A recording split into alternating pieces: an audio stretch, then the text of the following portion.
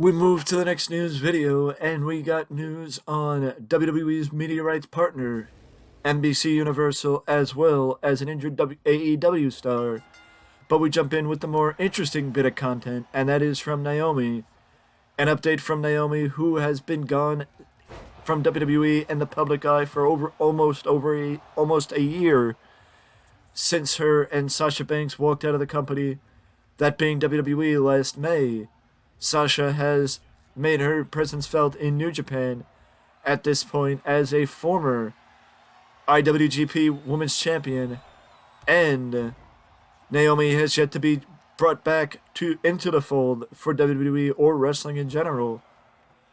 But Naomi was backstage at a recent Game Changer wrestling event. It is unclear if it was to visit friends or if it was to talk business with Brett Lauderdale and Game Changer Wrestling. The fact of the matter is that the event was in Orlando, and if we think back to previous wrestling events, Naomi is from Orlando, so it is possible that she was just visiting friends in her hometown. But now we jump over to the possible reason why Naomi has not returned to WWE just yet, and that is because since the beginning of the year, WWE has been on a hiring freeze. The reason for WWE's hiring freeze is the corporate aspect of the company and wanting to keep budgetary constraints down due to likely the potential sale of the company. That even though the sale of the company was not announced until earlier this month, the sale has been rumored since the beginning of the year. So it is possible that the company was tasked with keeping money down since the beginning of the year. And though, as the report goes, just because WWE was not able to hire anybody, that does not mean that they haven't been window shopping. Which, apparently, according to the report, they have been window shopping. Speaking to the likes of Jay White, Nick Aldis, and EJ Nduka. But it is also possible, as Naomi's name was mentioned, that the reason why Naomi has not returned to the company is because of the hiring freeze. And there are reports, I believe this was from the Observer, that basically once the hiring freeze is up, that talent like EJ Nduka, who is still working for MLW, I believe, and is a former MLW World Tag Team Champion with Calvin Tankman, could be returning to WWE, as EJ Nduka was a former WWE developmental talent before being released during the pandemic. But Naomi's on that list. Nick Aldis is on the list, but Nick Aldis also has just started to work for Impact Wrestling. So even if he did want to come back to WWE, he would not be able to come to WWE anytime soon, as he just signed what is more than likely a long-term-esque deal with Impact Wrestling to stick around with them for the time being. Either way, I would be curious to see who WWE has on their radar once the hiring freeze is up. But now we jump over to AEW, as AEW has concerns on the whereabouts and the status of Thunder Rosa, as Thunder Rosa, much like others who unfortunately were expected back sooner, she is still on the shelf, and it is a question of if Thunder Rosa will be returning anytime soon, or maybe Thunder Rosa may have to undergo surgery to help speed up the process of returning from her back injury, as that is what a severe back injury has been what has kept Thunder Rosa out of action for the better part of the last year. I know there have been questions, I know there have been reports, and there have been concerns over Thunder Rosa over the last year, and her attitude backstage. But I do hope nothing but the best for Thunder Rosa in her return, or for her to return to the company, as you never want to see a talent.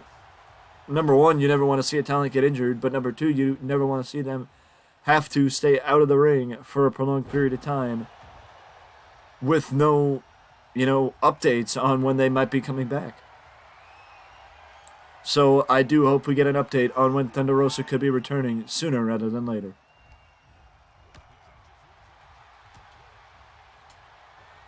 And with that being said, speaking of returning, an update on Mercedes Moné, as Mercedes Moné has officially, according to reports and according to a cheeky released tweet from New Japan, it does seem as though Mercedes Moné may have re-signed with the Japanese-based promotion, which, as I mentioned in past news videos, it was the thing that made the most sense, because it would have been questionable if Mercedes did not want to go back to WWE and did not want to sign with AEW. Why would she even consider leaving New Japan? And also, again, if she had not done everything she wanted to do within the ranks of New Japan, why would she even bother? Why would she even bother walking away? So the idea of her re-signing with New Japan is not that surprising. With that being said, though, let's move to the next bit, and I think that this is the last bit of news. Let's actually make this point that we have another new pay-per-view added to the list of pay-per-views for next month, as New Japan Resurgence was officially announced. I believe it was yesterday, with Mercedes Moné being the first name announced for New Japan's upcoming event in Long Beach, California next month. It will be New Japan's return to America for the first time since earlier this month with Collision in Philadelphia.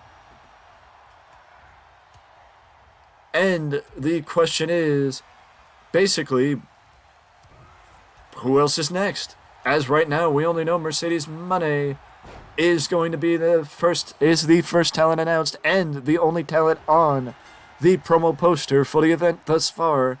But the question is, number one, who is going to be announced next, and who will be challenging Mercedes in Long Beach? And with that being said, we move to the last bit of news, as I saw this news through Fightful Select.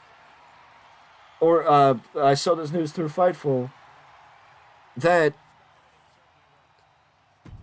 NBC CEO Jeff Shell was forced to step down from his position as CEO due to an inappropriate relationship with a coworker, or with a female employee. And basically, now the CEO position in NBC Universal is free. Jeff Shell held that position of control in NBC for the last 19 years, or has been an employee, I should say, for NBC Universal for the last 19 years, and was the person behind WWE moving to Peacock, or the WWE Network moving to Peacock. I really don't know what this means for WWE's media rights deal, and with the fact that UFC is also now going to be a part of WWE's, maybe the network's going to be a part of, the networks are going to share each other. I don't know. But also with the report of Warner Brothers Discovery likely re-signing AEW, and looking for a streaming deal, restructuring the Discovery streaming deal to include AEW, where AEW would not have its standalone streaming deal. It would be a part of Warner, the already in place Discovery streaming.